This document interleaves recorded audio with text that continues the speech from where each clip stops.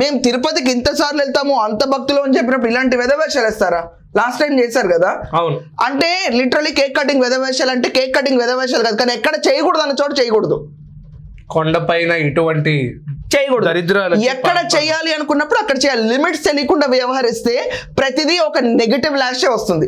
ఈ దువ్వాడ దివ్యల మాదిరి whatever she's Bigg Boss కి హౌస్ కి వెళ్ళినా కూడా అంతే అరుపులు కేకలు రచ్చ. అందుకే మిడిల్ లో పంపించారు రచ్చ. ఈమె తిరుమలకి రెండోసారి అటెంప్ట్ చేసిన ఈమెకి శివజ్యోతికి బ్యాన్ చేసినట్టు తిరుమల కొండపై నిషేధిస్తే తప్ప ఈమె ఆగదు. లేకపోతే నెక్స్ట్ టైం ఇంకో వీడియో పెడుతుంది ఇలాగే. ఓకే, 100% వీడియో పెడుతుంది.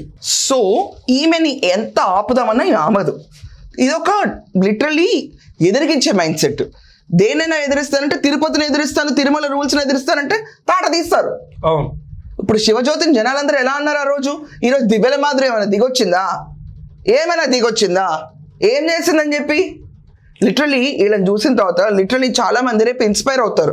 ఏంటంటే నేను ఒక సూసైడ్ అటెంప్ట్ చేసి ఒక దొరికిన ప్రియుడు ఎవడన్నా ఉంటే ఆడికి పెళ్ళైనా పర్లేదు, లిటరలీ వాటితో కాంకాక్ట్ ప్లాన్ చేసుకుని నేను చేయొచ్చు అంటే లిటరలీ ఏజ్ గ్యాప్ అనేది కూడా మర్చిపోవచ్చు. ఈమె హస్బెండ్ చాలా మంచోడు తెలుసా.